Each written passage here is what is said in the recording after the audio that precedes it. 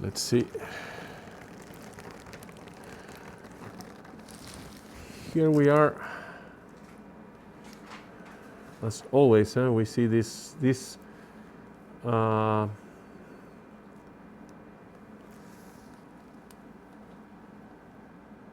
areas in the urethra are quite normal. No? We see them in many patients. So it's not a stricture here. This man has an estimated prostate size of 250. Look at the veru. Huh? The veru is probably here, and or this maybe. This is the veru, and he has a very large gland. So again, we have this dilemma: no, should we enter the bladder or should we start? But in this case, the man has a big stone, so I'm going to try to enter very gently to see if we can break the stone first, if we find it. No, for the moment, I'm not seeing a stone. Where is the stone? There's no such stone, huh? I don't see a stone. It's empty. Here, this is a problem sometimes, that the outflow is compromised by the drape, you see. If I leave this here, the testicles, I need to go in so much that, the outflow is a little bit compromised. Let's see, I've emptied the bladder to see if there is a stone. Well, because they told us there was a stone. Probably no stone visible, huh?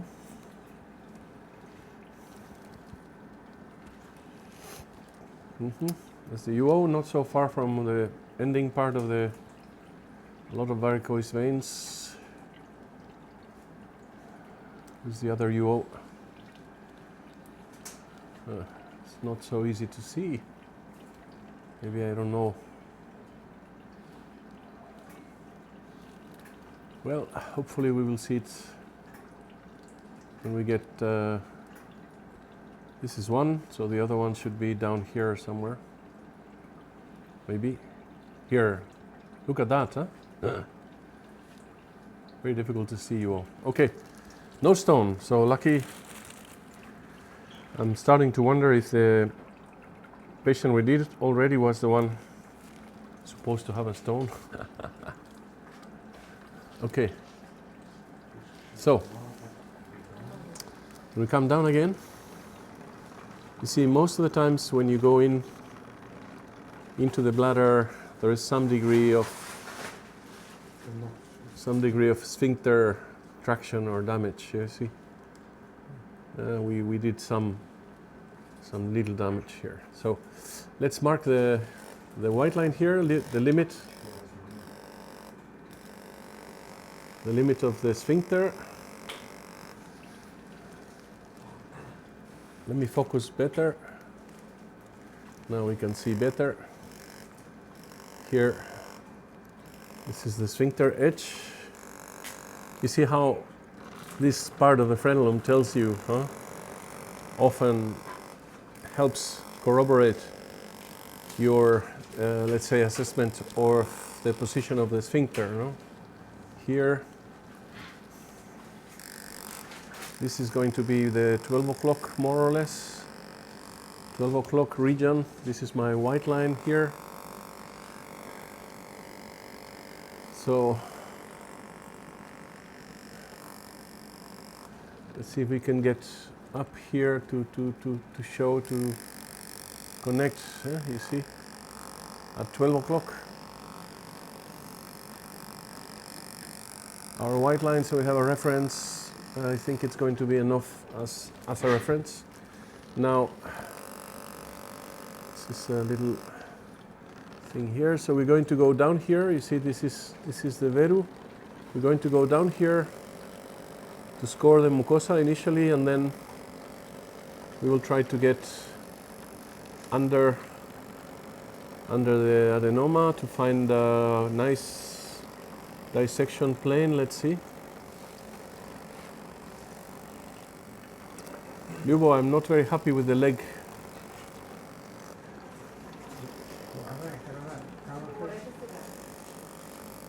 I open the leg a little bit more so I can get, yeah.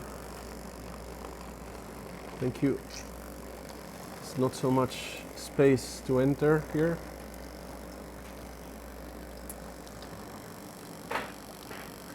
Okay, so this is the entry into the paracollicular space. And the localization of the plane.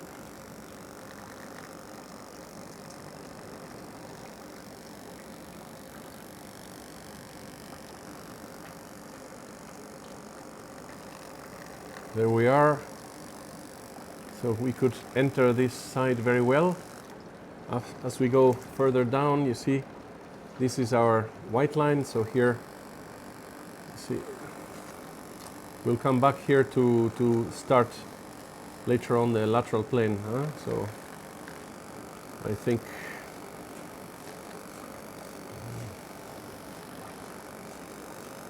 this is now posterior plane. That's a nodule there. Let's see if we can just connect here. We have our original, you see, entry into the paracollicular space on this side. Good, let's go to the other side now. You see, this is again my white line marking here. So I'm going to come up following the floor of the veromontanum. I'm going to score the mucosa and then come from medial to lateral to enter this, again, this paracollicular space.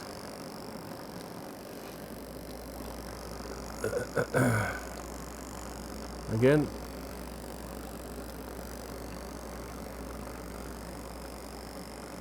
very nice detachment of the plane, very nice development. Sometimes to some degree, you know, when you're going to do a very large gland, you think it's going to be much longer than, you know, a smaller prostate because of the size. But often you find out that in a bigger prostate, having a better plane, the time is not so much more, the time of enucleation, because we can progress very fast because the quality of the plane is very nice. We had this feeling, no, when we did open prostatectomy that, you know, that the bigger prostates had better planes, no? And here I'm cutting on top of the veru to see if we can establish the posterior line of dissection. See, more or less we are in the same depth. It's a coherent depth, similar depth in both sides, so we are in a good plane. Here you can see some of the beautiful plane. You see, I was not looking for a beautiful plane, I just got in there. So when I see the beautiful plane, it works more like as a confirmation that we are in the right plane, rather than, you know, I just go in and I look for the capsular plane that I don't need to see the beautiful plane to know that I am in a good capsular plane. This is my idea. That's something, I don't know what it is yet. It could be one of the ejaculatory ducts, maybe, I don't know. Let's see. Or sometimes a utricle or something. You see, let's go up on top of that. It could be an ejaculatory duct. Usually we need to leave them below. So if we find one like that, we want to try to stay anterior to that. Sometimes we see not one but two. There we are. I'm starting to feel that the adenoma is heavy on my endoscope, so it gets progressively more difficult to continue towards the bladder neck. Also, the angle of the plane is changing, I think. You see, that's also some entry in the seminal way. So we need to keep up. It looks like the proper plane, but You see, sometimes there's not so much distance, no, between the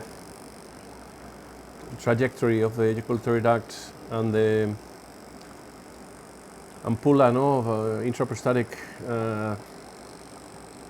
trajectory, you know, and a very, very distended capsule, no, or thin capsule. The adenoma grows so much that the peripheral zone gets very, very thin in these huge prostates, and then maybe 1 millimeter below the let's say best possible plane you have the ejaculatory ducts. So sometimes they fall in the battle. Okay.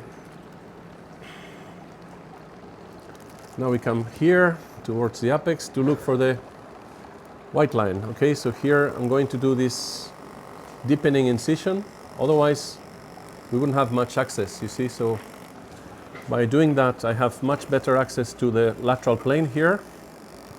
So we can start doing this up and down dissection of the lateral plane. Let's see where we find it, how it develops. Here we are, slowly starting the posterior part of the lateral plane. So here there is one thing that I want to achieve, and this is to connect the line, the lateral line with the posterior line. Let's see, there's some yellow elements there, but it looks reasonably good, let's say. It looks reasonably good. We come out, now we are going to get here, and we need to continue our ascending, you see, cut, trying to preserve the mucosa of the sphincter that we have right below of where we are. So I don't mind doing these access incisions initially, then we will find the proper plane. So hopefully here we will be able to progress and bring the lateral line a little bit more anteriorly.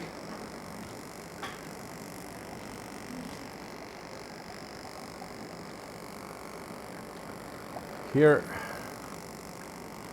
you see, doing these wide movements that go far. You know, we don't want to do short movements. We want to have a nice, more or less consistent line of dissection that will guide us. If we go into the adenoma, we can always go back a little bit and correct. And if we see that the capsule is getting too thin, we can also correct. It's a matter of interpretation. You need to be able to read the anatomical signs that the prostate is showing you.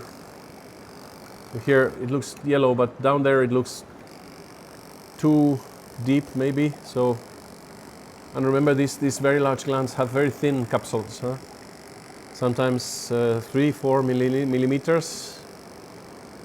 So we don't have, let's say, much margin, no? If we go into the capsule very fast, we can get out of the plane, get out of the capsule, because it's very, very thin. It's very distended by the enormous growth of the adenoma. So here again, coming down, looks like a reasonable, good-looking plane. You see. And you see that I don't get lost with minimal details, minimal anatomical details. I'm thinking more of my lines of dissection. So in this moment, when I do these movements, I'm looking more outside of the screen, if you know what I mean. I'm trying to, you see, draw this line. I remember the line shape, the line structure, and then when I go back, you see, I try to stay and follow more or less the same direction. The screen information, the information on the screen, it's confirming. It's telling me this looks good, keep going. But I'm trying to look outside of the screen, make a mental image in my mind of how this plane is looking. This was the original posterior plane. Here we have like a little ligament, as we have described before. And here now we can connect the line. You see, lateral line has to connect to posterior line. We should have a uniform line that goes around the adenoma. So let's work on that, because we want to have a nice reference. We don't want to. We want to advance the operation, but adding order, not chaos. So we want order. We want to move on. We want to progress, but in an orderly way. There we are, coming up. So that's looking very good. This is the posterior lateral line. Let's see what's bleeding. There's probably something. So let's see if we can spend a little bit of time doing hemostasis. You know, in these very large glands, I think it pays off to be careful and thorough with the hemostasis. You don't want to build up many vessels bleeding at the same time. You want to get a good hemostasis before you progress. Take your time, because sometimes spending 1.5 minutes here or 2 minutes doing some hemostasis might save you then more minutes later. So here it's looking good, but we want to make sure that there's no active bleeding. This plane was getting deeper, I think, as here it looks a little bit deep, so maybe you see we corrected.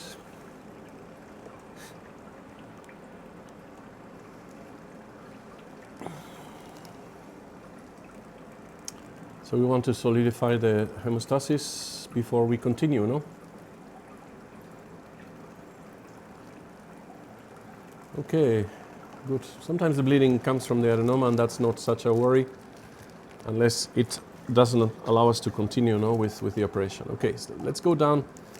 We want to do the, let's say, early apical release. So here, when we come anteriorly, we have to find this spot. You see, this is where we marked the limit.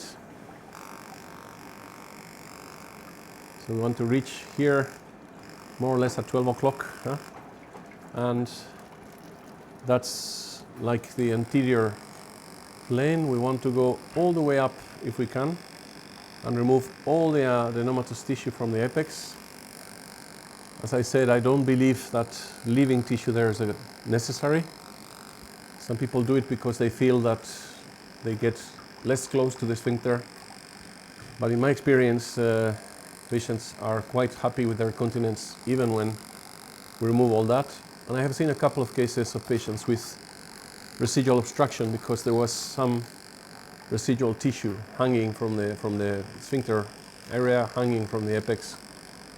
So it behaved like an obstructive piece of tissue, no? So here, what I want to achieve when I'm going anterior like that is I want to achieve some mobility of the apex so that the apex can come down.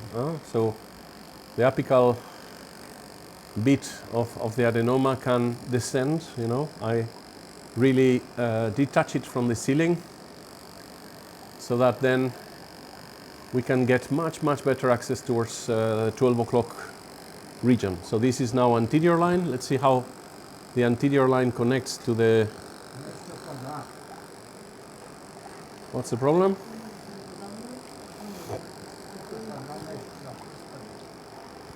Okay, coming up, we saw some vessel here.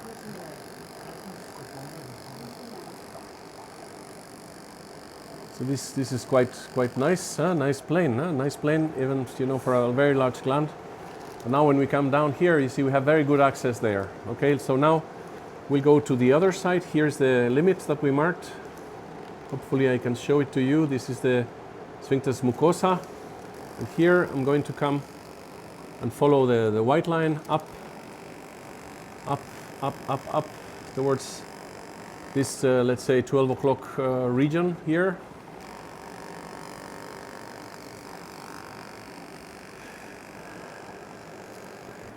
And let's see, we already entered a little bit of the lateral plane before. You see, this is where we entered before. I still have trouble with the leg, but let's see. here, see I have some conflict of space to reach this plane. It looks like some BPH tissue here, so I want to go around the BPH to seek the most capsular possible plane. No, sorry, I like to keep the fiber at 12, but in this case I have not very good access because of the leg position, and we already forced the leg quite a bit, so I want to remove these little bits. There we are. Sorry.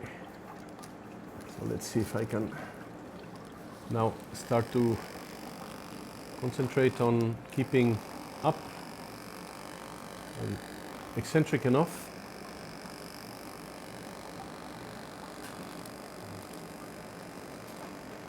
In order to come and connect to the posterior line that we had. This looks like a good plane. You can see the BPH elements are going to the left, you see, and I'm staying close to the capsule. Here, coming up and down, and connect. I want to connect to the posterior line, so we have a nice reference, a uniform reference. So initially, when you are learning, maybe the speed goes even, slowly, or you go a little bit like that, you see, and you try to understand. And then when you get a little bit more experience, you start enjoying these lines, long lines, you can follow them very well.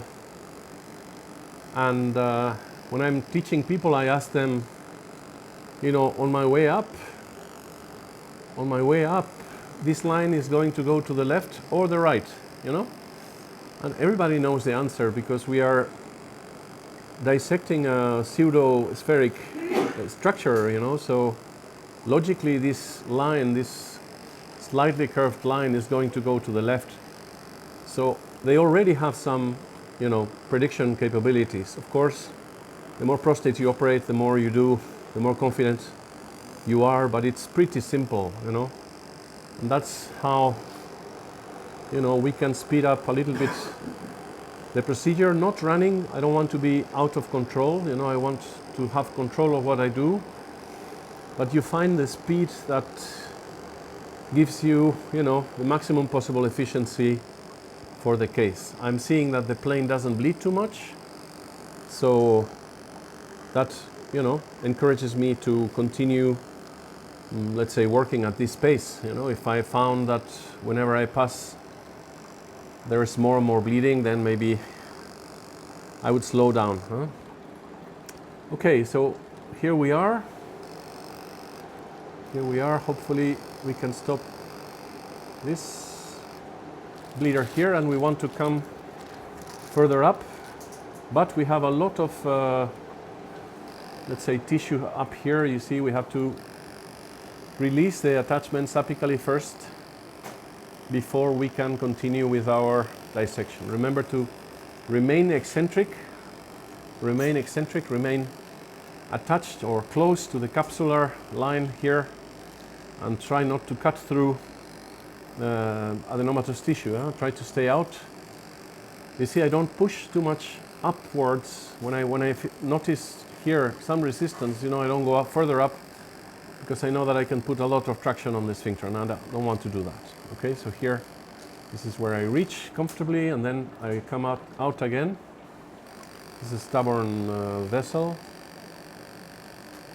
Let's see if we can finally control it.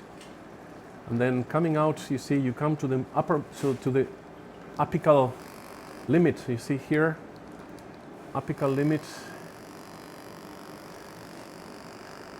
And try to continue the liberation of the attachments at the apex, trying to get to the most capsular possible plane. Here you saw that we took a little bit a route down there, but now we found this better plane, so we are going to take that and I'm going to connect the new line that I've done with the previous line so that we can continue. You see, we can continue this route. We have taken a better plane here, and now let's continue. Before I go to 12, you see, I try to dissect more, because the more I dissect, the more it moves and the better the access. So you see, it's very strategic.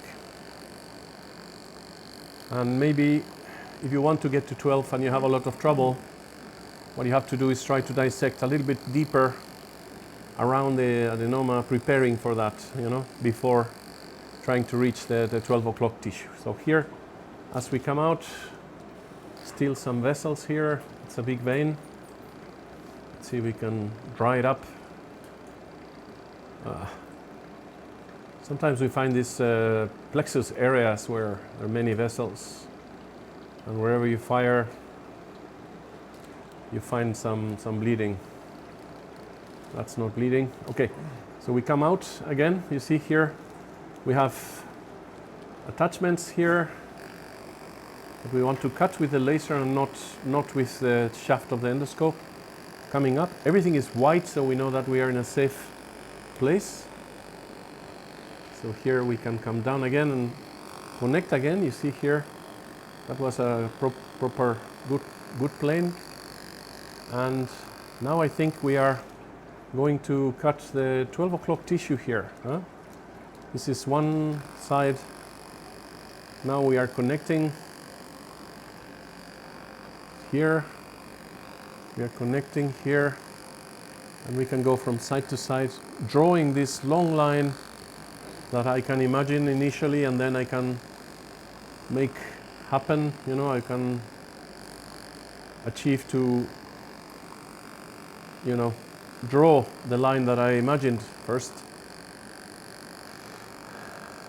Here, this is the other side. This is anterior tissue. So now we are drawing the anterior line, you see, coming all the way up, remaining eccentric. This is capsular plane, I think. So now we are joining anteriorly. Okay, so even in a very, very large gland like this, we can try to maintain the order and the, you know, the strategy. Coming around. When we have little discrepancies in the plane, we have to choose where to go. You see that sometimes we could be dissecting a plane that is 1 millimeter deeper or more superficial. That's why some people think or say that the prostate is not like an orange, it's more like an onion, because you could find, you know, several planes of dissection maybe close to each other, you know, so you need to, there's not always just one plane. There could be more than one layer of tissue that you could start to dissect and follow, and it would still be a good, let's say, capsular plane. Let's see if we can dry this up, because it looks very frightening there. This man has a lot of varicose veins in the prostate and the bladder neck and everything. Let's see how it behaves. But now, you see here, when I come up like this, it's because I remember more or less how the line was working, how the line was. Here we are coming now around. You see this continuous work, the fact that I'm dissecting when I move to the right, dissecting when I move to the left, even when the effect is smooth and careful, you know, it allows us to progress relatively fast in the operation. Here, as always, I want to remove the lateral attachments before we try to go to the bladder neck, because again, if there are attachments up here laterally, I call these the hammock attachments. If I if I don't cut these attachments, then displacing the adenoma downwards is difficult, and sometimes we need to go quite down here in order to reach the bladder neck. I think in this case it's not so difficult, but I wanted to show you that you need to go in both sides. Here is the bladder neck already, but you need to clear these lateral attachments in order to get proper mobility of the adenoma so it can come down, and when it comes down it will allow us to access the bladder neck. Sometimes the bladder neck is very low, so you have to go over the adenoma and then downwards towards the bladder neck, and the only way to reach there is by releasing all these lateral attachments that are holding the adenoma in place. It's hanging from here, so when you bring them down like this, when you cut them, we gain a lot of mobility, and then the bladder neck is easier to expose and approach. Here we are. In any case, this is something we're going to need to do at some stage. So it's about choosing the right strategy, the one that gives you access to the places you want to access without having to force the scope, without having to struggle too much. Here we already saw that we were reaching the bladder neck fibers here, I think. I'm going up to here. So you see, here's the bladder neck now. So I'm going to go quite at the edge of the bladder neck here to see if we can open a wide opening.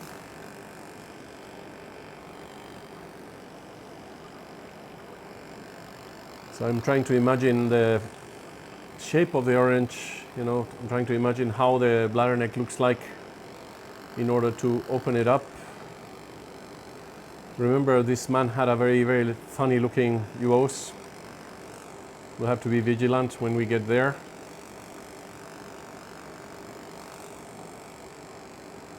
Okay, here we are. This is the lateral line. Now it's a little bit more flat, you see, because we progressed a lot anteriorly and not so much here.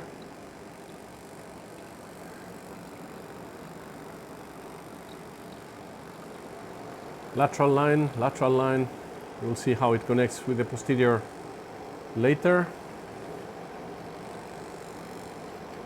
You see, when you want to keep control of what you do, don't let the, as I said, I'm sliding the endoscope over the adenoma, so that is moving me around the adenoma, and it's helping me, let's say, point towards the line of dissection, towards the line of dissection, and but sometimes there's going to be little jumps. We're going to jump a little, so be careful with these jumps. Try to get control of your scope as soon as you can, because you want to be under control. Here, let's see if we can come up here.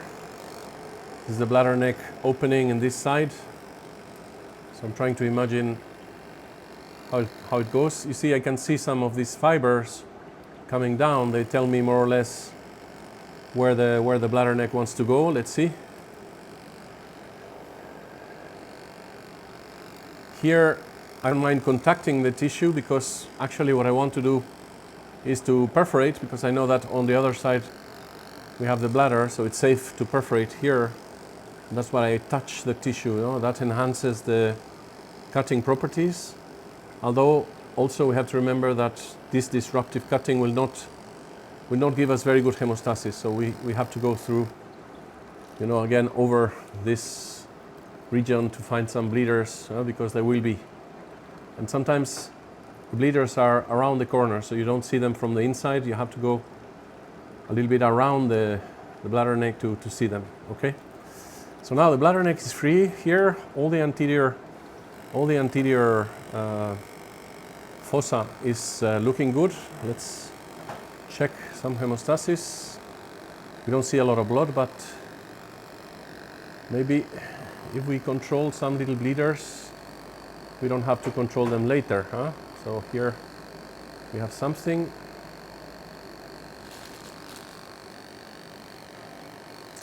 As I said, in the bigger prostates, it's worth keeping running a good hemostasis.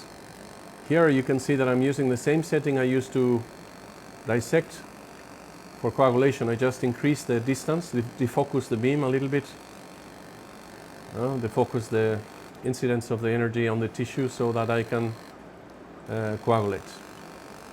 You can see there's a little bit loss of focus because we are normally focusing very close because we are dissecting the plane. Here there's some clot also, so you can fire against the clot because this laser, breaks stones, so it breaks the clot too. And this will help us also check the hemostasis, do some additional hemostasis because the clot formed because there's something bleeding, no? So let's spend a little bit of time trying to get good hemostasis. We've been here before, I think, but there must be some little vessel that is accumulating some blood around here.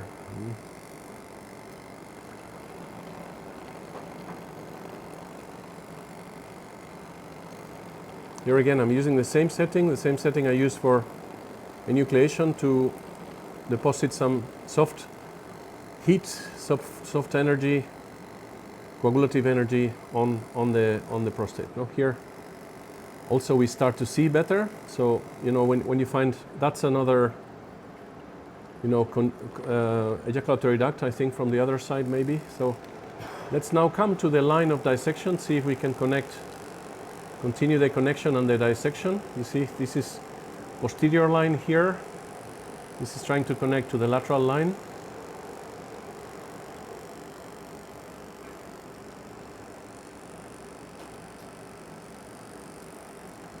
So I'm getting some of the posterior dissection now.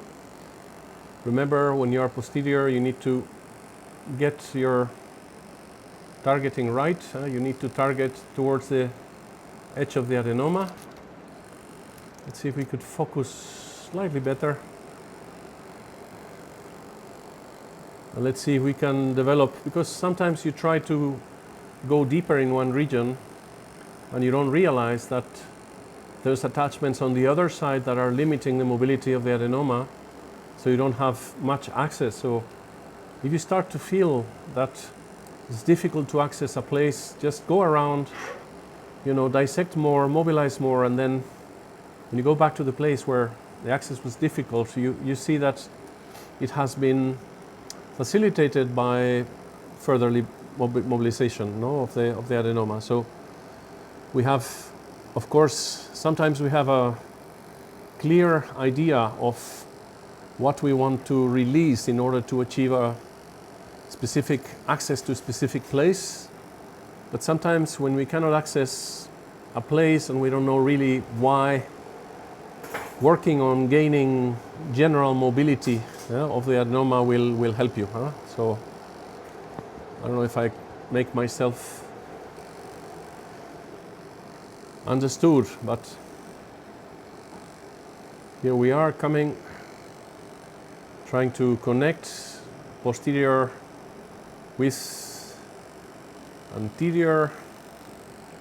You see, trying to release, and you can understand that now when I push the adenoma up, it will go further up than before because it was firmly attached down here. So if I want to go to the posterior, you see I need to release these lateral attachments, otherwise there's no way. It's like trying to get your hand into a case or something without opening the locks, So we had to unlock the mobility.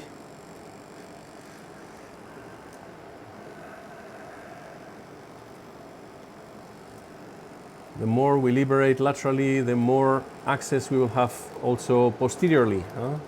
So let's come up here. We should be able to come almost close to the bladder neck. Let's see, because it's better, of course, if we can see the bladder neck up here. See, that's bladder neck region now. We are getting very, very close. But I have to say, it's very far. Huh? It's almost difficult to reach with the scope because there's a long distance between the meatus of the penis and the bladder neck here. Huh? I haven't seen that I cannot reach the bladder. So let's say sometimes I find some difficulty reaching these places. Sometimes I find difficulty, but normally I have been able to work my way. Yeah?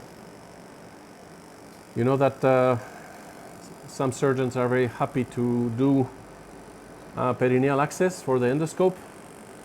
You know, when they cannot reach the bladder, they open up perineal ureterostomy to introduce the scope below the testicles and then have more reach and be able to do the very large glands. But in my experience, I didn't need to do, I never had to do one.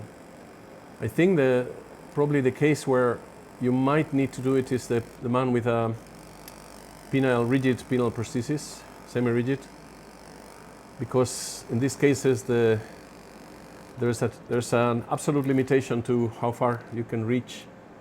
The yaw was here under the vessel here, so we are quite safe now here in the bladder neck, you see. So I'm trying to get closer and closer to the midline because if I want to elevate the adenoma and push it inside the bladder, I'm going to need to... look at the stone. Fuck. That's a problem. That's a problem. Okay, I don't know if I should break it now. Now that we are here, let's use the magneto. Let's use the magneto to see if I can pulverize it rather than producing a lot of fragments. Let's see. The kamak appeared.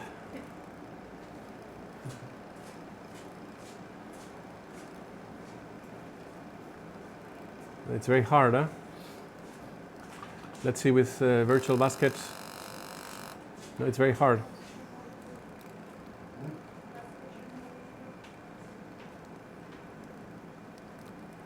It's a hard stone.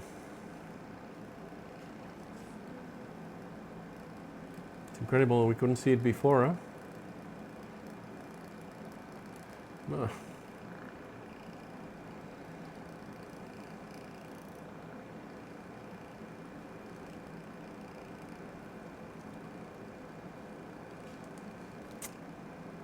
I don't want too many fragments, but let's see what we can do, no? There's always what you want to do, what you intend to do, and then there's always what you end up doing. Not necessarily the same. So you can just try, you know? Of course,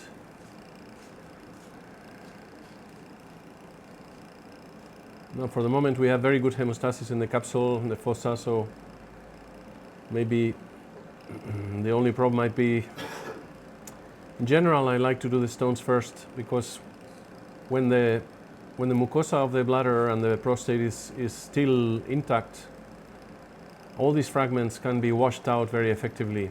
You know, it's a hollow stone, you see, it's very, very incredible.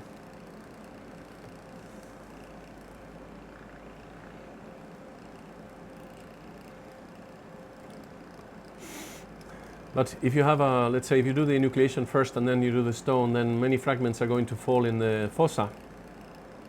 And then the fossa has some little clotting, little clots, and it becomes more difficult to wash these fragments out, no? But let's see, we can do what we can do our best, only.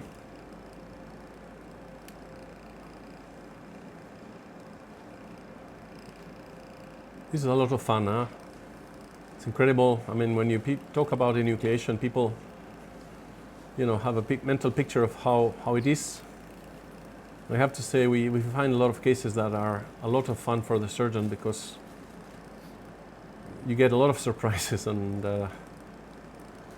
you get to see funny things, sometimes not so funny.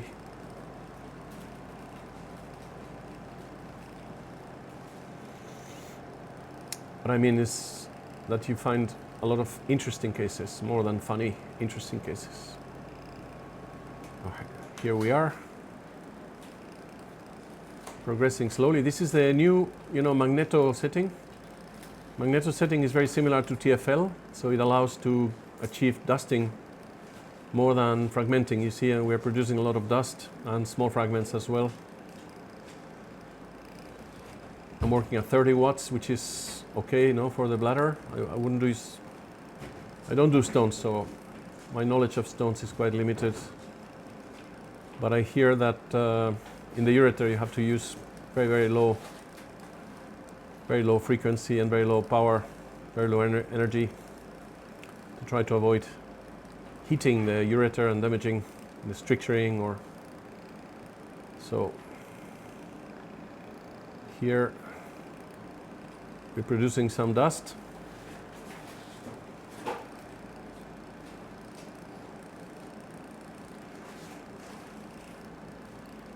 And some little fragments. Let's see how many do we have later. See if we can evacuate them using the Venturi effect before we finish the enucleation.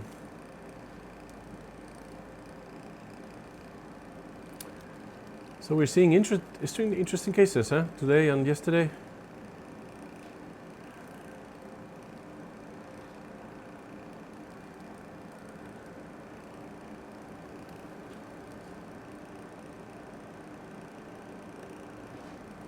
Very, very hard.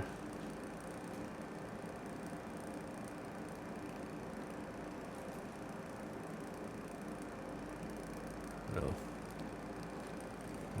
I don't have a lot of access.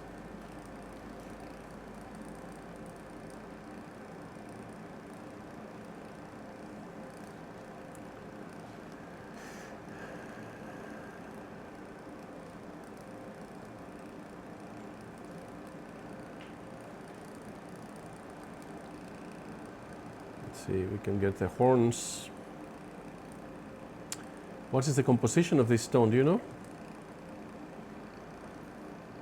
Do you know, some of you? Say again? What? What did you say? I don't know. I don't know. I don't know stones. I'm an ignorant of stones. But I guess this is a typical look, of a certain composition. I don't know which composition produces these stones. It's hard, spiky.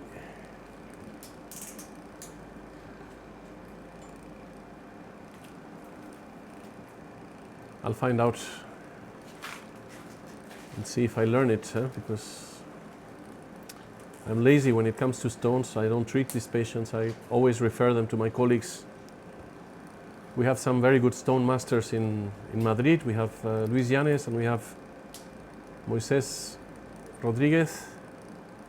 They're stone masters and they're very good. So I feel that I can focus on DPH rather than trying to do stones myself, which would be, I would need to start learning like a resident.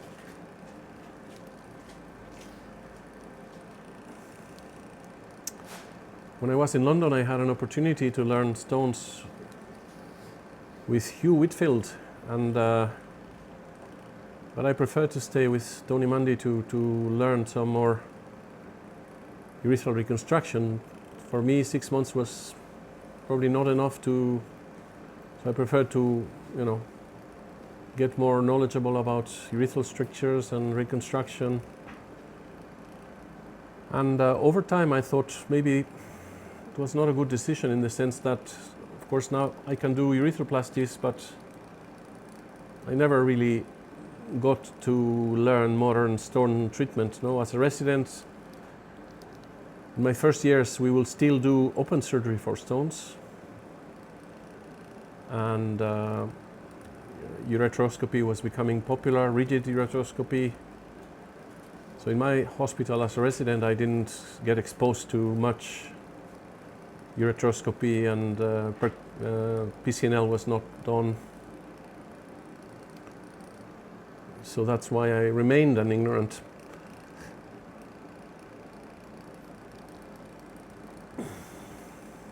But I do have to treat the bladder stone sometimes.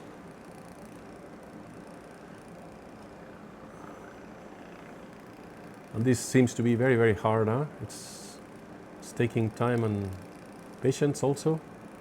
So you see, I think the endourologists have to be patient, because what we do, especially I think the stone work is a little bit boring for me. I mean, breaking these stones is quite boring. Let's see if we can get some of this rubble out.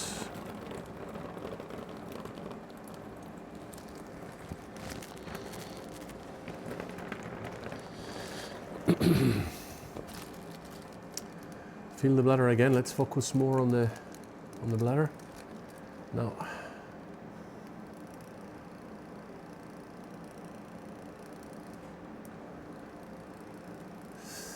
So, of course, it's important to train people to be knowledgeable about everything. No, like residents should know about everything. But then in your professional life, I mean, you have to remain, let's say, more or less informed of what's going on in the world, no, in your specialty. But when you focus too much in one area, you lose track of the rest, no?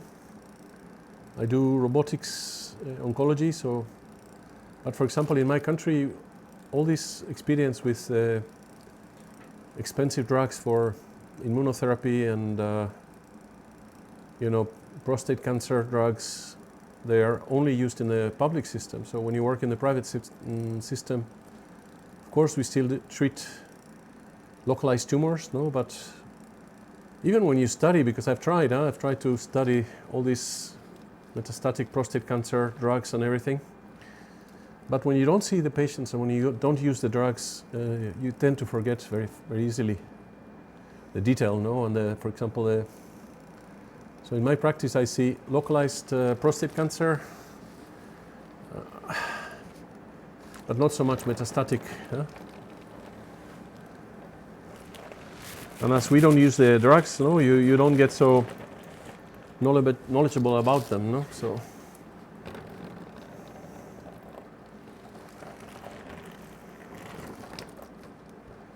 But I think there's a role for super specialists.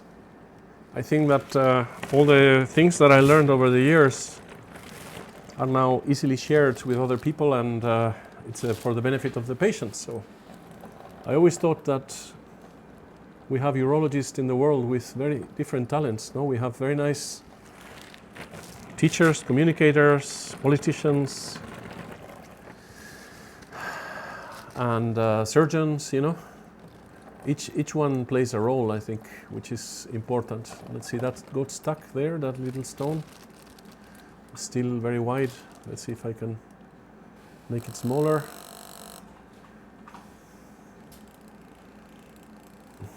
And now hopefully it will come out. So we had to stop the enucleation to try to remove the stone. Okay, I think most of the work is done. I hope there's some crystals, some dust here. But here we are again. Let's get oriented again. This is the UO. This is the bladder neck. Now we are inside the fossa again. There hasn't been much bleeding. Now we focus again to the right distance. Let's do some hemostasis now that we are here. Try to get the best possible visibility as we approach the bladder neck from below. Good. So now we have the other side here. It's a very, very large gland, very, very big. And this is now, let's see, the access to the bladder neck. Here's the UO. Okay, so we need to mark a little bit better our bladder neck dissection here, so that we can establish a safe reference, so that we don't go anywhere near the UO. So this is the adenoma, this is the bladder neck, this is the UO, so we want to come probably here This would be bladder neck, you see, from the inside. And then now we are connecting to that place so that we leave a nice reference here. When we come from below, when we lift the prostate at the end, we have a nice reference. And we don't need to go back in to check where is the UO, because we know that it's going to be lateral to this point. So here it is. This is a medial reference here. So this way we will protect the UOs. Okay? Good. So now we need to go, you see, from 12 to 6, trying to get here below. Let's see. This seems to be detached. Let's see what we have here. Water is good now. It's getting obstructed. Now I can lift a little bit of the adenoma here. It feels very heavy. But you see, it's almost, we're very, very close to the bladder neck. Let's see if I can lift this a little bit and hope to push this into the bladder. Let's see if it will go. So I do a, let's say, constant pressure to see if I can get some mobility. I couldn't. Let's see if this has helped me reach places where we couldn't reach before. Here there's still some attachment of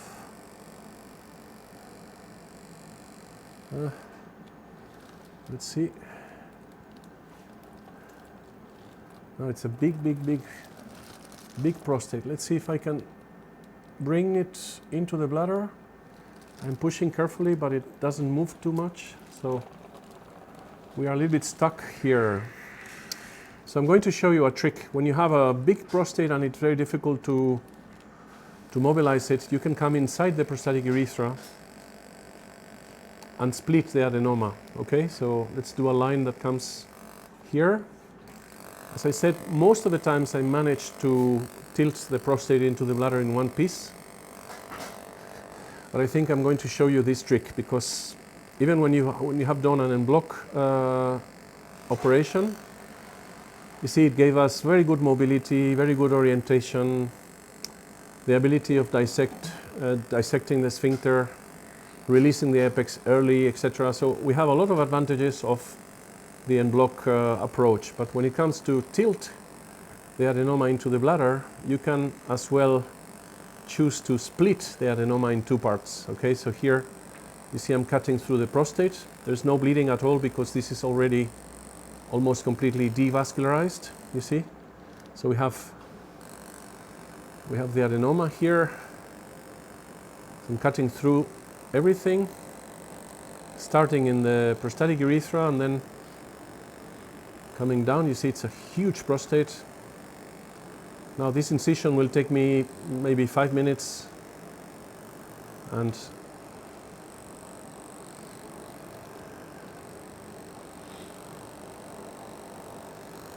where are we here? You see this is the bladder neck.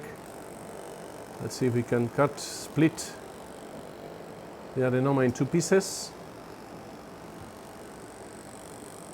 I used to say that this is not necessary usually, but if it is, of course, you need to know how to do it, and I'm not, how do you say, I'm less and less a fundamentalist. I think you have to be practical. And if you need to split the adenoma in two pieces, then so be it.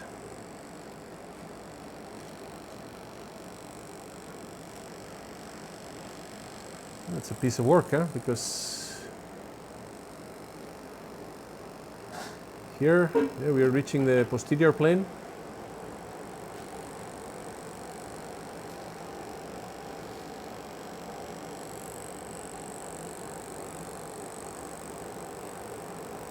This is posterior plane, you see.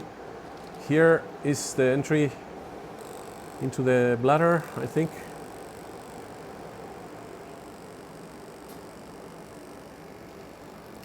This is the bladder neck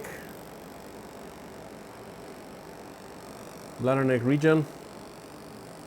So now we gain a little bit mobility, but if we want to have the ultimate mobility, we need to go up, you see, and cut the anterior commissure as well. You see here, this is the adenoma. This is the anterior commissure, you see? So now we cut it open. So we have two pieces in the bladder, not one, in the prostatic cavity, not one. We need to go all the way up to cut. So we split the adenoma in two.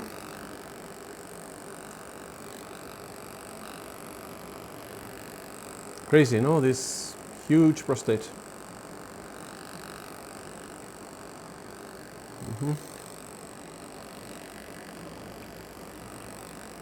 Let's go more anterior and see what's going on here. And we can go anterior, over the anterior commissure to cut. We would see the bladder neck also here when we reach this point. And now we will increase the mobility of this lobe a little bit. And that will help us probably tilt it into the bladder much easier. In extreme cases, I have had to start morselating in the fossa. You know, if you cannot possibly, you know, tilt, yeah, push the adenoma into the bladder, then you have to start morselating in the fossa. This morselation usually carries very good visibility. It's not so fast, because the prostate needs to move for morselation, for effective morselation, and this is anterior commissure, anterior tissue, and here we are. Now I think probably we have two lobes. One lobe, this is the lobe. So when I push this lobe into the bladder, probably it's going to respond better to my movements. Let's see. Even if I want to come down here, you see, and I can lift a little bit, I can reach and see better what is remaining. You see, before we didn't have access here to detach, because I think if the adenoma is properly detached, you don't need to push too hard to bring it into the bladder usually, you know. So most of the times the problem is that the prostate is so big that you cannot reach down here, to cut the remaining attachments below, no? So when the tissue is still attached, it's difficult to mobilize it. Let's see. Now this is this lobe. Let's see if it will go. If I push it towards the bladder, I think it's starting to move. Let's see what we have here. You see there's still, I think, more attachment. Here's the bladder neck, probably. Need to detach these little attachments, and let's hope to negotiate the passage. So you have to be patient, push carefully, try to see if you can dislodge the huge lobe and push it into the bladder gradually. Once we get one lobe in the bladder, it will be much easier to push the other one, no, the second one. We can see that there is some distance now between the lobe and the capsule, so we are managing to get it here. Probably we didn't split it completely. Let's see, that could be another reason. I think this is not completely split. It looked as if it was, but probably there's still some connection here. That's why it doesn't want to go. So let's finish the split posteriorly. Let's see where we are here. So you see, we find difficulties and we use a technical, let's say, solution for every difficulty we find. No, we try to solve the problems. Now, I wanted to show you this splitting technique. Sometimes if you spend 5 more minutes trying to negotiate the passage, it will go, but I think in this case probably was a good idea to split, because you see, because I think it was quite difficult to mobilize this beast. Here we are now. I think it moved better. Let's push it more. Now it's in the bladder, I think, this one. Let's see. You see, it's going into the bladder and it's showing us the final little attachment here. That's why it doesn't go completely. You see here, we have bladder neck and there is some little attachment here. Here we don't worry so much about the UO because we marked very nicely the lateral. Do you understand what we're doing? We cut the orange in two parts. And now, thanks to that, we're getting mobility and we're getting the possibility of tilting the adenoma into the bladder. Huh? So there we are now. If we push, so it's totally mobile now in the bladder. There might still be some some little attachments to the other lobe. Huh? They were, you know, they were born together and they lived together all their life, so it was quite difficult to separate them. Now, here we have a lot of space now because the fossa is only half filled by the tissue, and here I think we have some residual attachments, and now when we push the adenoma, hopefully it will also tilt into the bladder. We need to check that there's nothing, let's say, keeping it attached down here. Sometimes the prostate is so big that it doesn't fit in the bladder, so I don't want to move so much. I want to, you know, just investigate here near the bladder neck. That's the bladder neck.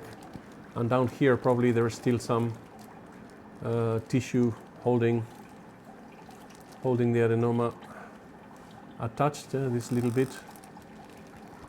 Now when we push it into the bladder, it goes. So the enucleation is finished. It's been 1 hour and 6 minutes. It was, of course, we did the stone in the middle, but it was a challenge.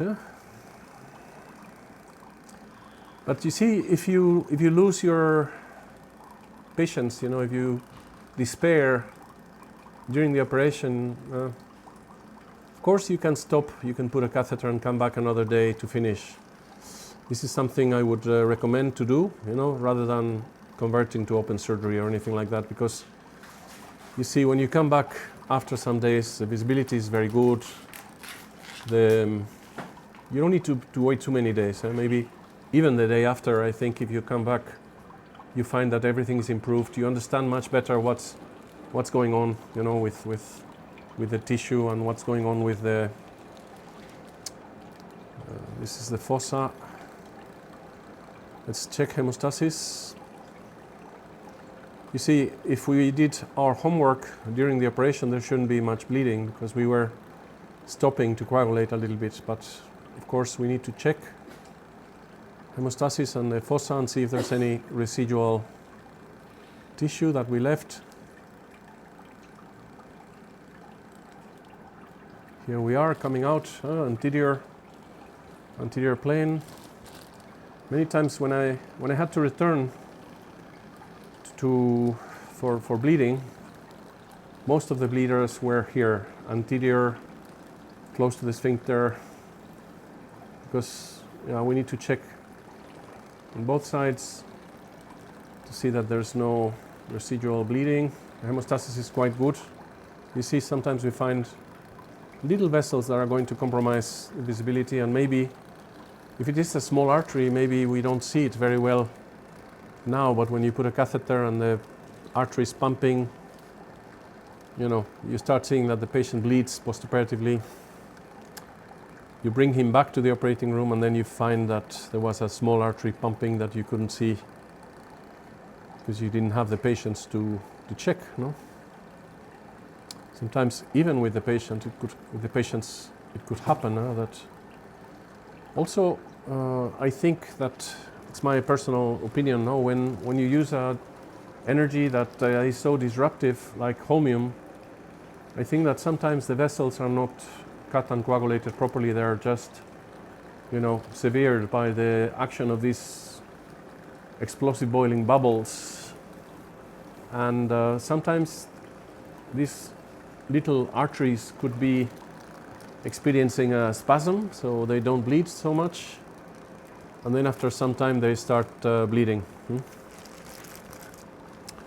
So many things can happen. You can only do what your best. There we go. This is all anterior. Okay, I think we have good visibility, reasonable visibility. Here is the bladder neck. Here is the UO. Where is it? Here. The other one is also safe. So let's try to morselate, Alex.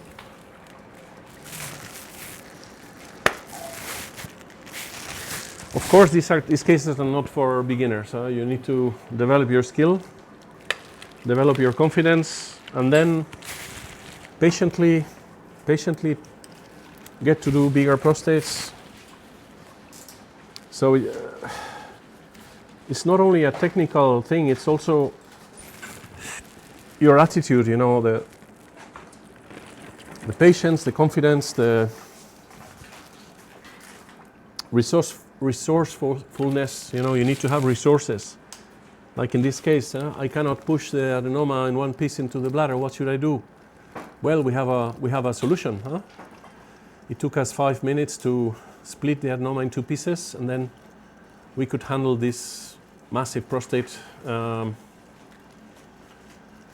As I said, I did a 400-gram prostate once that flipped perfectly easily into the bladder. So you can never tell when you will have difficulty or not.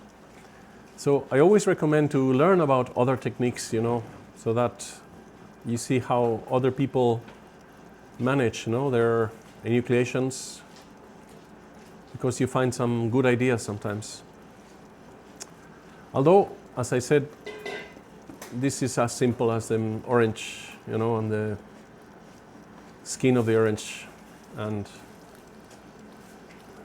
when you find a solution, it's very simple. Instead of pushing the whole adenoma, you split it in two. Then it's easier to manage both lobes separately. Okay, so complex cases.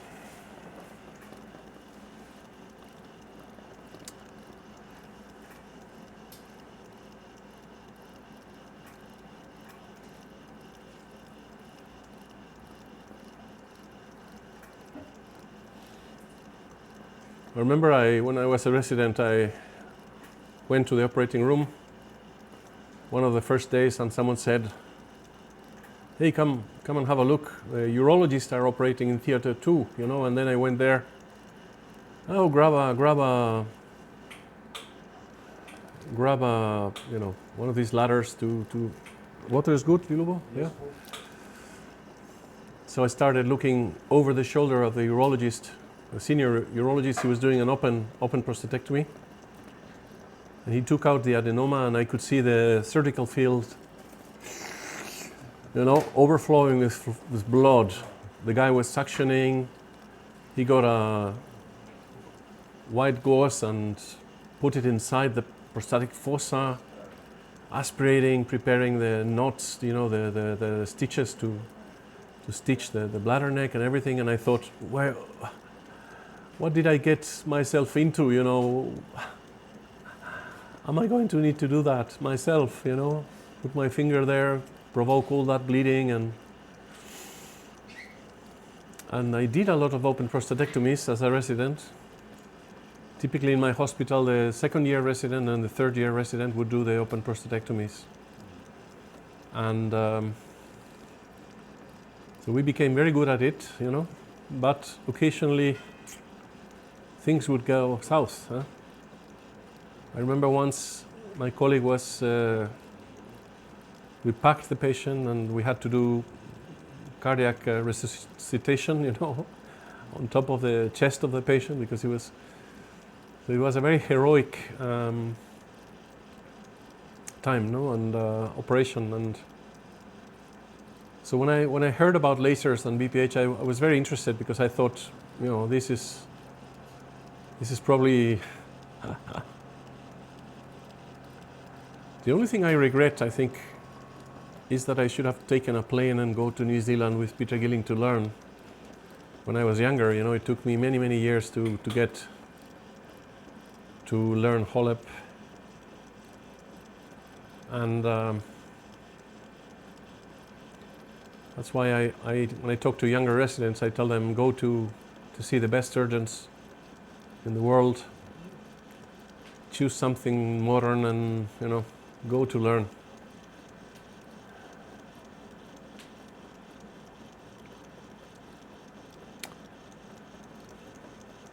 So we still have one more case for today, but now when we do the 100 gram prostate, it will seem very simple, no?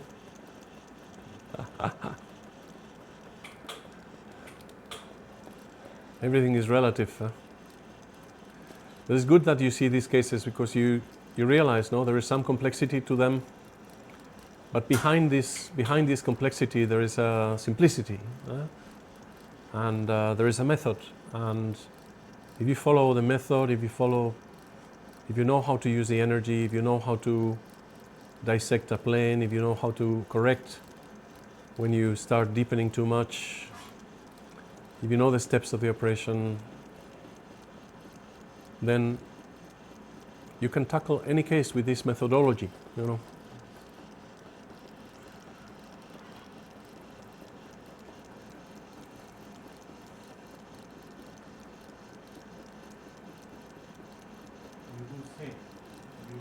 I do the same steps always, no? In the follow the steps, same steps, trying to liberate the apex early, carefully, mobilizing enough so we can have a good reach there without putting too much traction on the sphincter.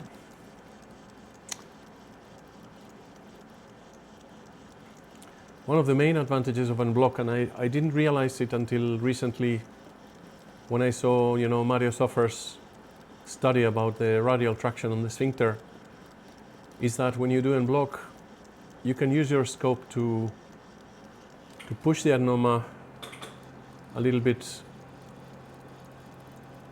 and mobilize. So when we move the adenoma, we see how it moves inside the capsule.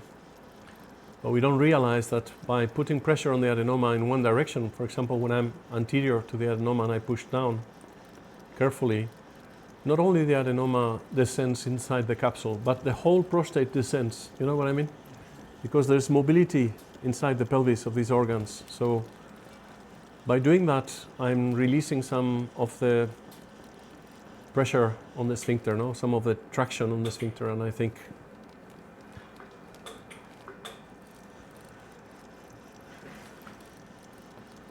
so you can do that with Bloc. I think if you do 3 lobes or 2 lobes, it's much more difficult to capitalize that mobility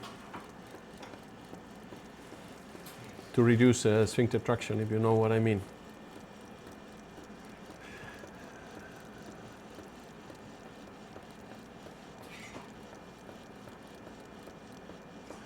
So you agree with me, no, that you have to be patient?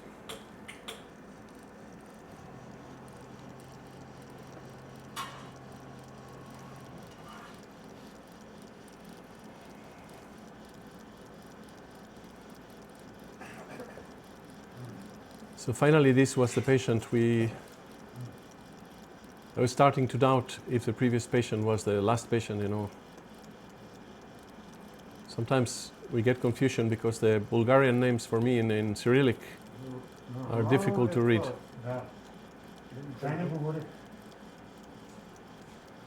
So I knew we had a 200 gram and then a 250 with a 3 centimeter stone, but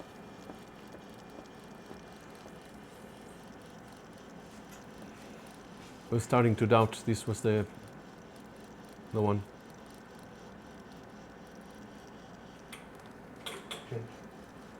Okay, change Lubo.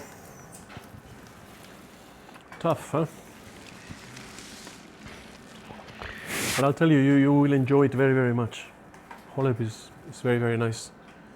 You feel very well, and when you're in control, it's... And then you see the patient the next day, he's walking around, he's happy, he pees.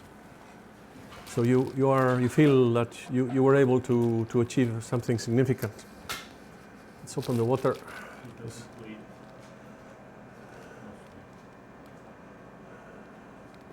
Let me know when it's ready. See, the visibility decays, so sometimes if there is a little bit of bleeding. Shumanov, the patient is starting to tremble a little bit. Dr. Shumanov. Yeah. Maybe it's cold, maybe. Yeah, the saline you're using is a little bit coldish and it's Okay. quite big volume. I'll do what I can. You're progressing really well. Let's see. No. It's but it's going to be lengthy after all. It's 1 hour and 20 minutes now, so it's going to be a long procedure.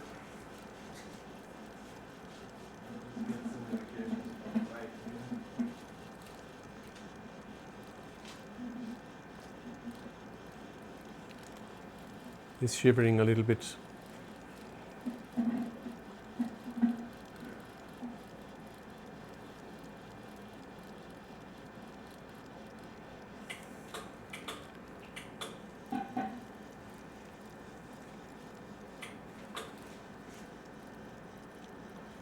No, and sometimes it's very skillful, how do you say that? You finish a case and you think, wow, it was difficult, it was not so easy, not so by the book, because they tell you have to have perfect visibility for morselation, but not always you can get perfect visibility, you know what I mean? Sometimes you can't. So if you have the experience and the confidence and you can try to safely morselate even in low visibility conditions, maybe, of course, you do it, no? If you feel that the risk is too much, then probably it's better to stop the catheter and come back another day, no? So here we can still see some, no? And also I think the morselator helps a lot. If the morselator is slow and bad, you will suffer tremendously, no? Whereas if the morselator is fast and reliable, here you see I'm in a safe position and tissue is coming to us. So the mouth is covered with tissue. I'm not sucking too much water.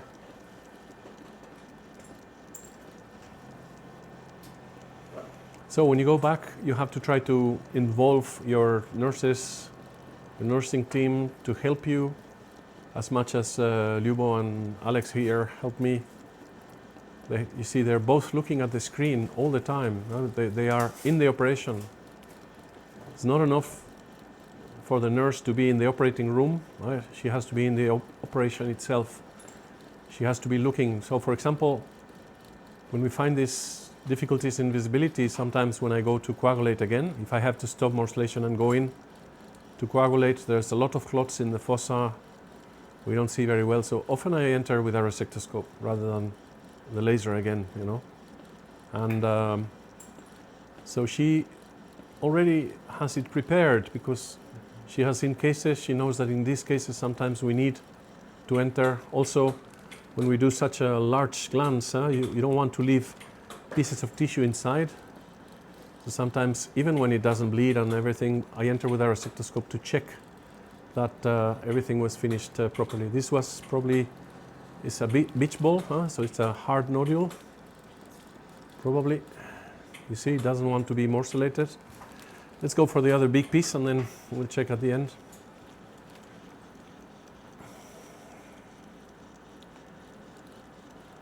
So having a good team is very important because if you as a surgeon, you have to control everything that goes on in the operating room, you're more stressed because you have to control your work and the work of others. Whereas if you can trust them that they will do their work, then you can focus in your work, much more confident, much more relaxed.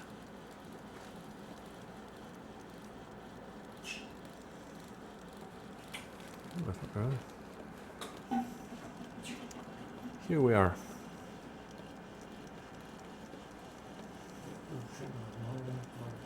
It's becoming a little bit long operation, 1 hour and a half. Change, Lyubo, change. Bladder is well distended, let's see.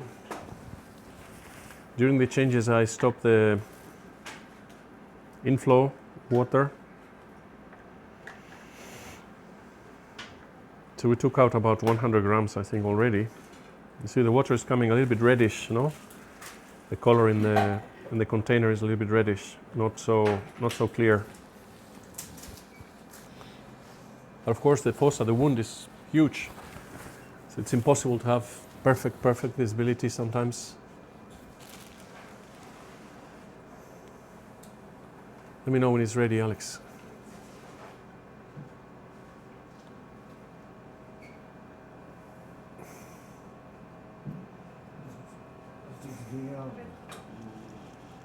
Spokojno, няма нищо.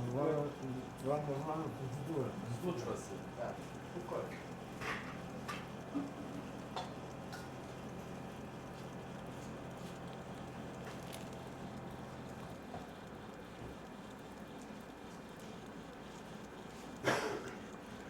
The Morselator blades are produced together, you know. So the rotation of the inner blade and the outer blade are calibrated. So you cannot mix, you know, an external blade with an internal blade from other set. You know what I mean?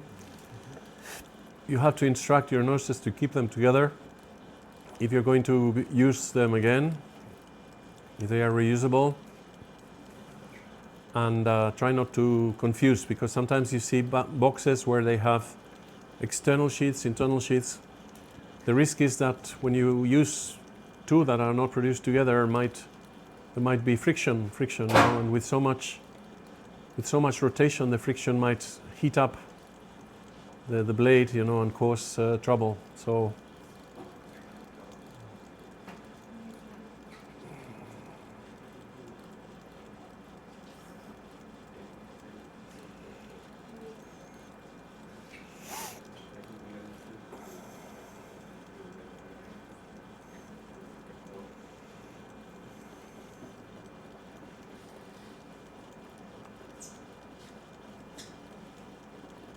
sometimes during morselation you get a little bit scared because for example, the middle lobe mucosa, no, sometimes shows up, and you think, oh, that's the bladder, no. So, there's sometimes some emotion and some confusion. So, but again, if you stay in the safe spot, you check that you don't suck too much water. Normally, we can successfully.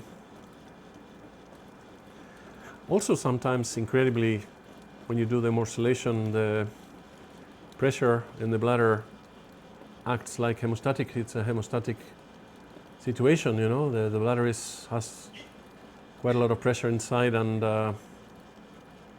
then the bleeding, let's say, stops, and you get more and more visibility throughout the morselation, no? Typically, it's the opposite, no? But sometimes we see that we start with good visibility, and it keeps getting better and better.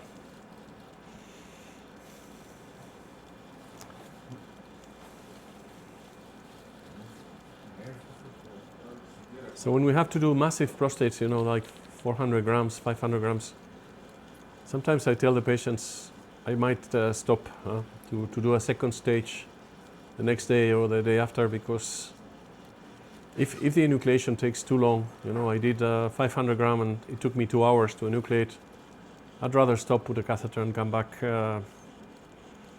another day for morselation. The tissue gets very soft because it's decaying, it's rotting inside the bladder, you know, it gets very soft. And then the morselation is very efficient because soft tissue goes very fast. So we can, I remember I morselated 470 grams for 40 minutes, so it was more than 100 grams per minute. Sorry, for more than 10 grams per minute, yeah.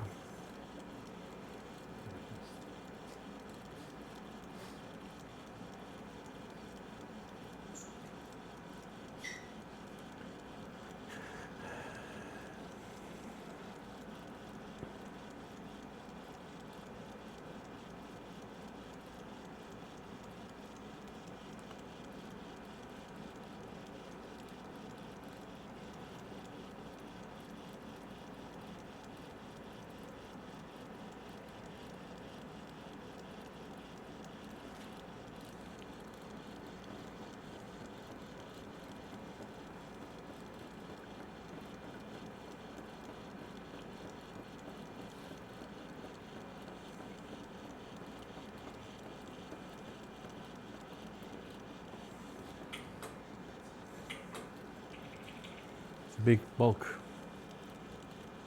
One of the pieces was probably middle lobe and lateral lobe from one side, and the other piece was lateral lobe. Now I'm sucking water.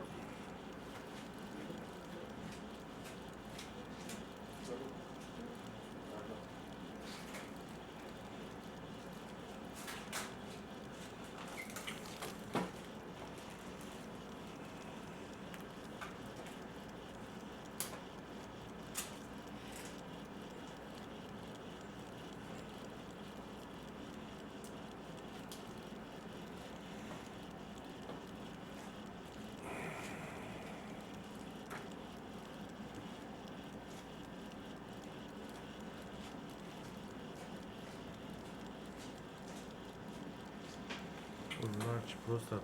It's a big one, huh? You can tell not only by the, Where the perceived anti-embolic- size, yeah. Anti-embolic sacs. Say again? For the larger prostate. The larger Anti-embolic sacs for the patient. anti-embolic. Before the operation. Normally we don't use heparin or anything in these patients because usually they are short surgeries. So only when they have risk factors, So we don't give them heparin or anything. Only if they have history of thrombosis previously or something like that. And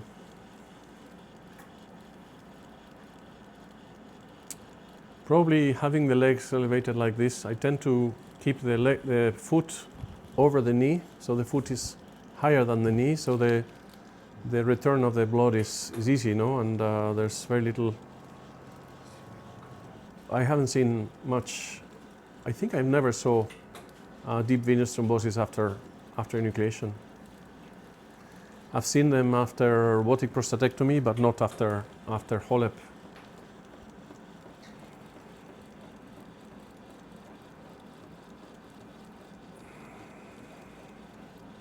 That's why I don't like very long procedures. It's 1 hour and a half, 2 hours, more than 2 hours. Yeah. I don't feel very comfortable. Change, Lubo, change. Okay. It's more tissue coming out and more to come. Now the first basket is nearly full, I think. Would be. It is going to be 200 grams plus, probably. Because the basket holds 200, I think. Okay, let me know when it's ready.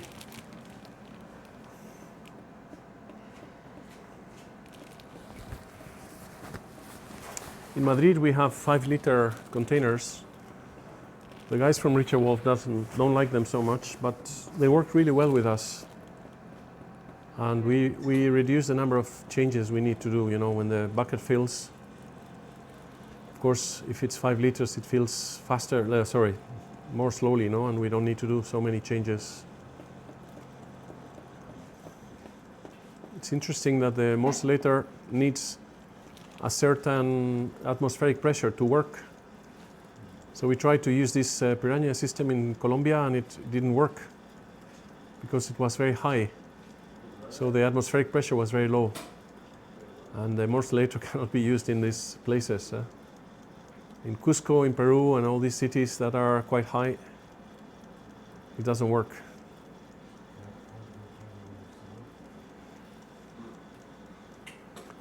Motherfucker, it's very big.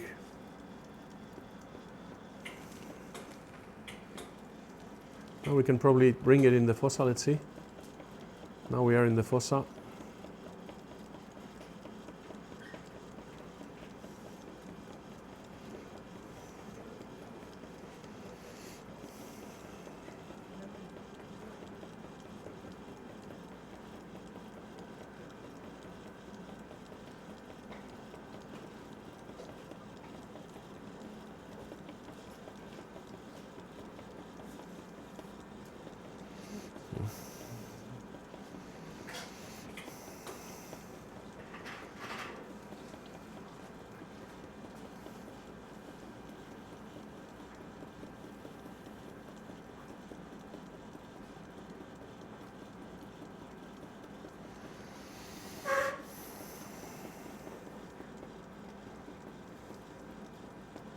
It doesn't move very freely. Let's see.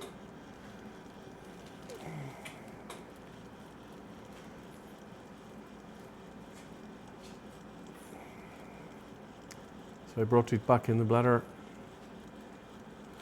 I'm not happy with this pedal. Let's put it correctly now.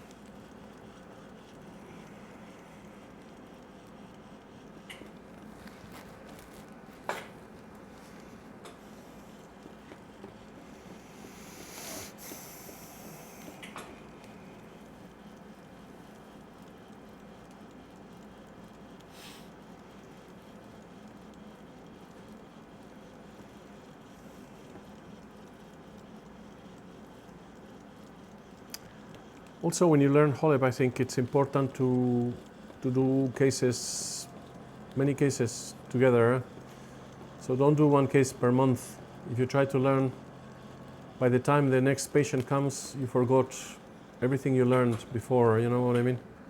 So you need to do 2 or 3 cases, 4 cases per week during your learning curve, so that if you can do more, then if you could do, let's say, 2 cases per day, then you would learn very fast.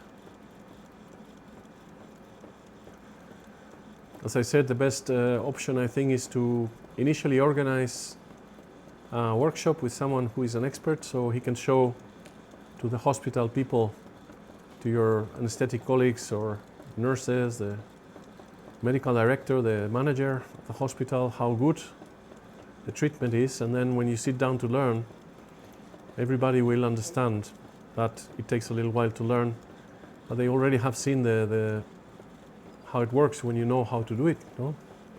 If you try to learn, if you do the first case in the hospital, people will be likely discouraged. You know, the anesthetist will not be happy because it takes too long and it bleeds a little bit, and at the end you had to convert to TRP, you know. So try not to learn alone, try to learn with someone who can teach you. And some people are doing like groups of 2, like, you know, one does one part, the other one does the other part, like that. I'm not sure that's helpful or not. Of course, it means that in the department it's not only one guy carrying all the weight, you know, there's 2 people learning. But I'd rather try to do one case, complete case each, you know. The problem is that at the beginning, many people are stressed with the procedure, and they get tired, they get exhausted. You know, you do a 2-hour dissection and then you need to morselate. So sometimes one does the enucleation and the other one does the morselation, you know, so when he starts the morselation he's fresh.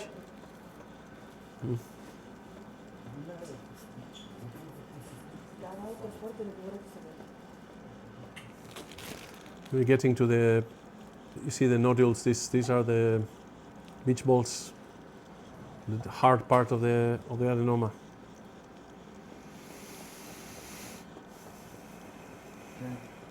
Again, eh? Okay, Lubo, change. You see we're sucking now more water and not so much tissue. Relax, relax. Spokojno. We're almost done. But the water is clearer, you see now it's getting clearer. So little bleeding stopped. Lubo, let me know when I'm ready. So you see it's getting longer and longer. It's 1 hour and 40 minutes now.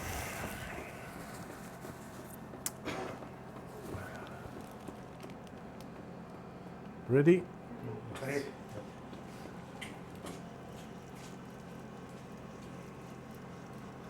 Also, when we empty the basket, we feel that the morselation is better, because the morselator has 2 boxes. The unit has 2 boxes. One box controls the motor, the motor that I have in my hand, and it has the screen to do the settings, to choose the frequency and the speed of rotation as we discussed yesterday.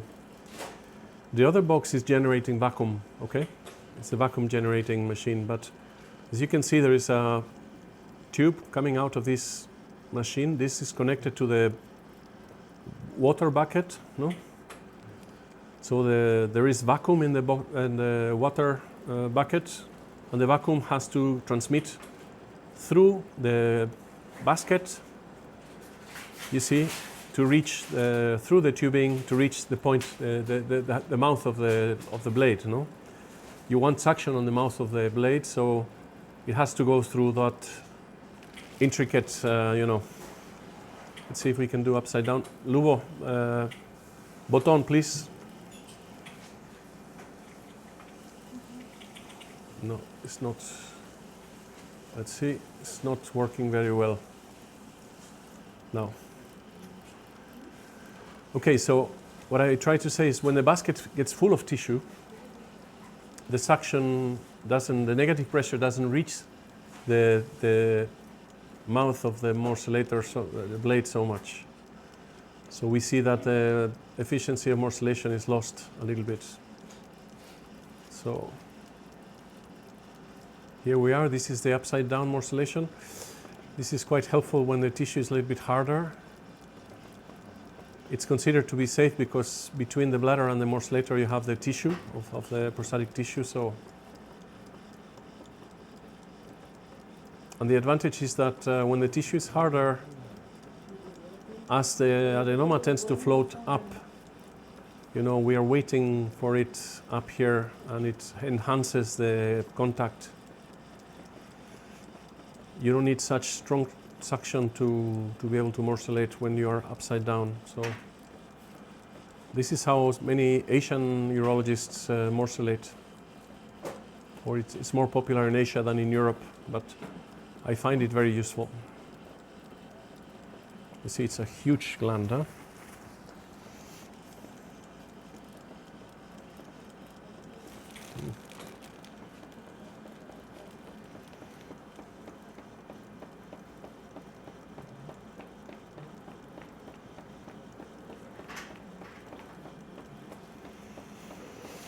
And this is a fast morcellator, so imagine using a slow morcellator. It would be crazy. There's no suction, Lubo, let's see.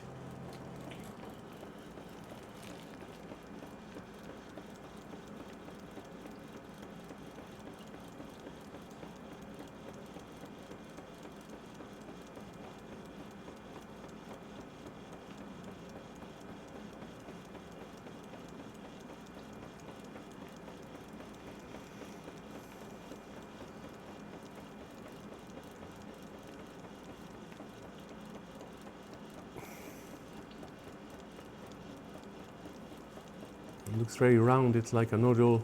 You see it's hard. Probably water's coming out, but not so much tissue. Let's see. Maybe it's kissing the tissue, but it's not so efficient, and you see how fast the water comes out. The water bucket is being filled very fast because it's harder tissue.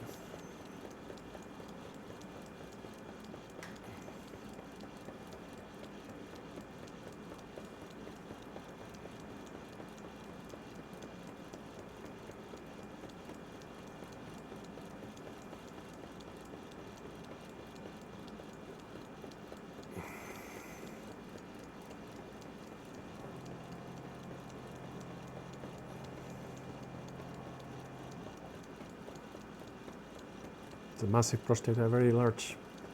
I think will take more than 200 grams out, because it's taking a long time to morcellate, and it looks as if the morcellation efficiency is okay for most of the procedure. So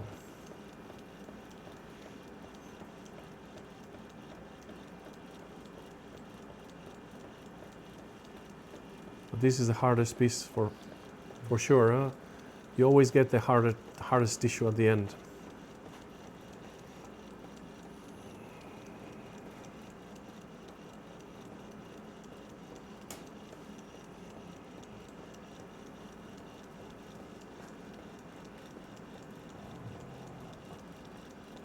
Nice.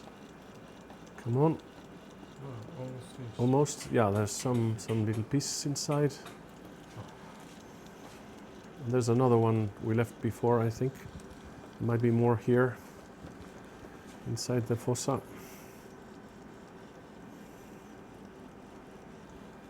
Little fragments that come.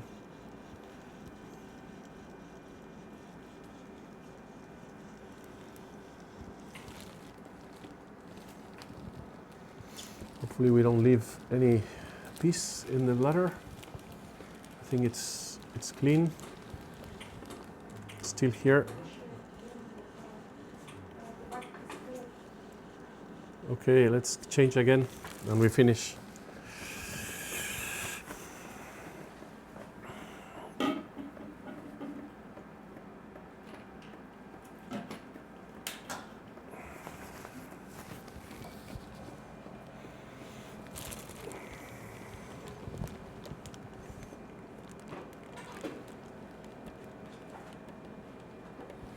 Let me know when we're ready.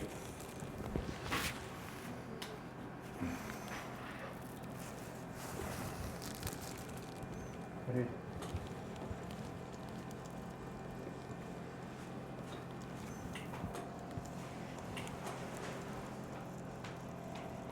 Now I'm in the fossa picking up these little pieces.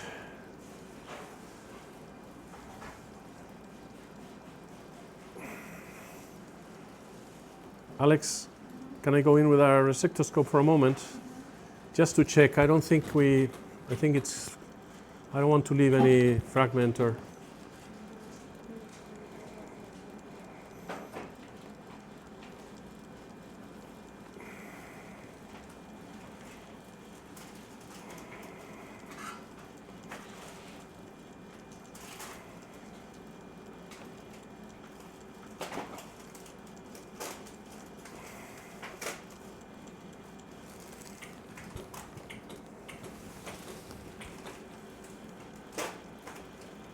So many fragments came out of the main pieces. That's a little stone. Yeah. Okay, let's enter with our resectoscope for a moment to check that everything's okay. And then we can put a catheter. Nearly finished. Tough work. Can you help me here at this? Thank you.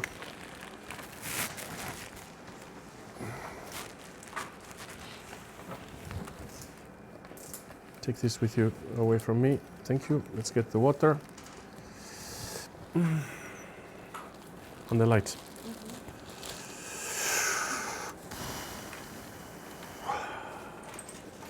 Here we are. This is the bladder. You see, sometimes there could be some more fragments or something.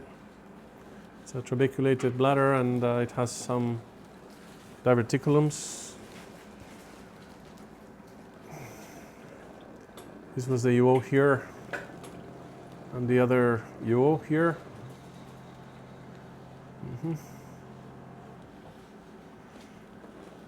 It doesn't seem to be.